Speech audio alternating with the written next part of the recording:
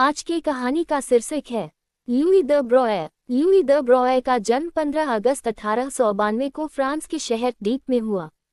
वे France के एक प्रतिष्ठित और समृद्ध कुलीन परिवार से थे।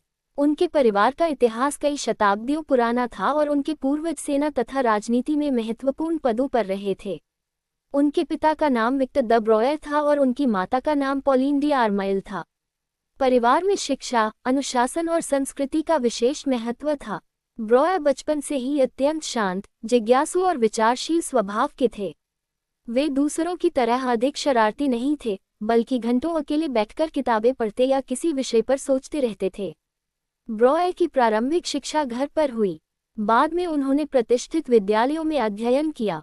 शुरुआत में उनकी रुचि विज्ञान में नहीं थी। उन्हें इतिहास, साहित्य और दर्शन पढ़ना अधिक पसंद था। उन्हें लगता था कि इतिहास मानव सभ्यता को समझने का सबसे अच्छा माध्यम है।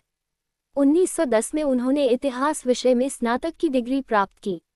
लेकिन उनके बड़े भाई मॉरिस द ब्रोए, जो स्वयं एक प्रसिद्ध भौतिक विज्ञानी थे, ने उनके जीवन की दिशा बदल दी। मॉरिस द ब्रोए अपने घर में आधुनिक वैज्ञानिक उपकरणों से प्रयोग करते थे।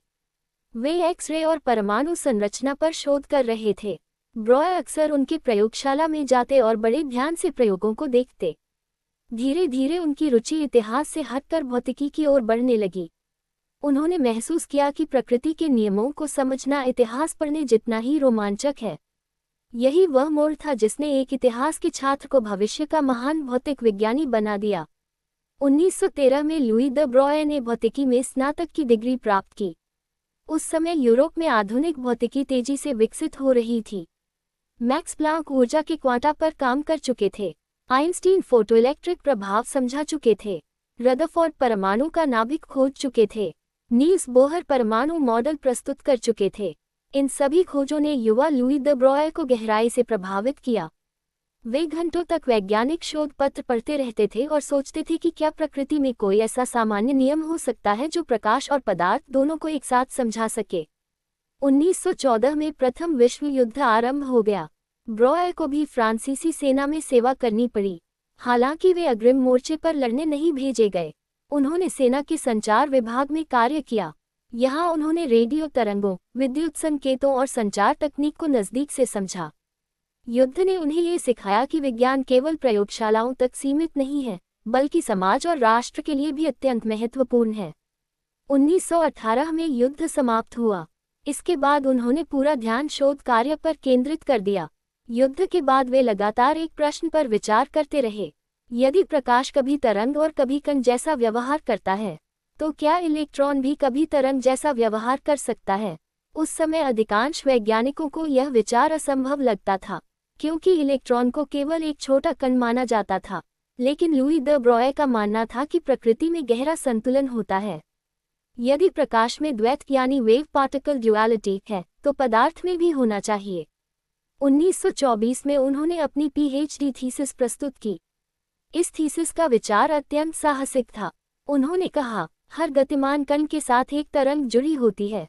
यह विचार आज द ब्रोए हाइपोथेसिस कहलाता है।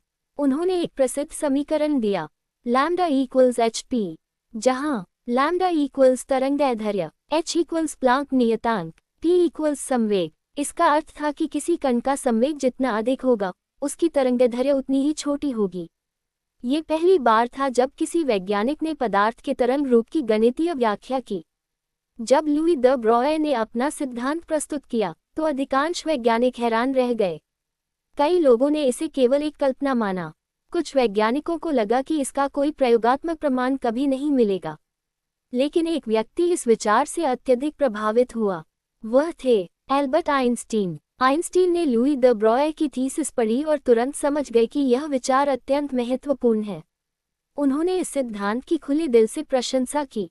आइंस्टीन के समर्थन के बाद दुनिया भर के वैज्ञानिकों ने इस नए सिद्धांत पर गंभीरता से विचार करना शुरू किया।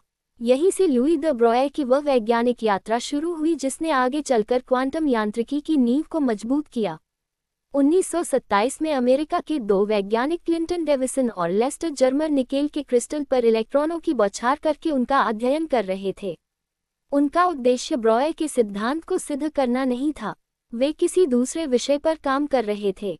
लेकिन प्रयोग के दौरान उन्होंने पाया कि इलेक्ट्रॉनों का व्यवहार बिल्कुल प्रकाश तरंगों की तरह हो रहा है। इलेक्ट्रॉन क्रिस्टल से टकराने के बाद विवर्तन दिखा रहे थे। विवर्तन केवल तरंगों का गुण माना जाता था।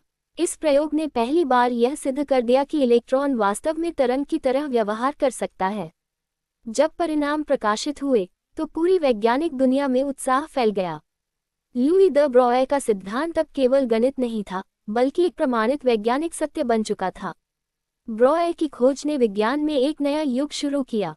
इसके बाद अनेक महान वैज्ञानिकों ने उनके विचार को आगे बढ़ाया।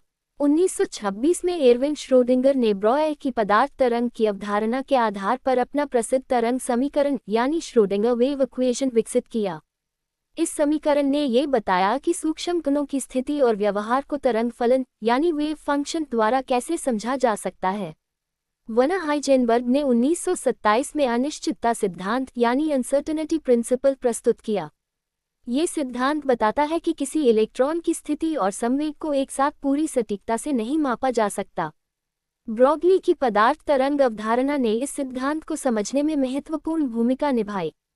यदि इलेक्ट्रॉन केवल एक कठोर कण होता तो अनिश्चितता सिद्धांत की व्याख्या करना कठिन होता। लुई द ब्रोए को 1929 में भौतिकी का नोबेल पुरस्कार प्रदान किया गया। वे उस समय केवल 37 वर्ष के थे और अपने युग के सबसे युवा नोबेल विजेताओं में शामिल थे। नोबेल समिति ने उनके सम्मान में कहा कि पदार्थ की तरंग प्रकृति की खोज ने परमाणु भौतिकी में एक नए युग की शुरुआत की है। ये सम्मान केवल ब्रोए की व्यक्तिगत सफलता नहीं था, बल्कि आधुनिक क्वांटम सिद्धांत की भी आधिकारिक मान्यता थी। वे पेरिस विश्वविद्यालय में प्रोफेसर बने और अनेक युवा वैज्ञानिकों का मार्गदर्शन किया। बाद में उन्हें फ्रेंच अकेडमी ऑफ साइंसेस का सदस्य चुना गया और आगे चलकर वे उसके स्थायी सचिव भी बने। उन्होंने अपने पूरे जीवन में वैज्ञानिक अनुसंधान को बढ़ावा देने का कार्य किया। अपने जीवन के बाद के वर्षों में ब्रोए ने क्वांटम यांत्रिकी की एक वैकल्पिक व्याख्या प्रस्तुत की, जिसे बाद में ब्रोए-बोम सिद्धांत या पायलट वेव थ्योरी कहा गया।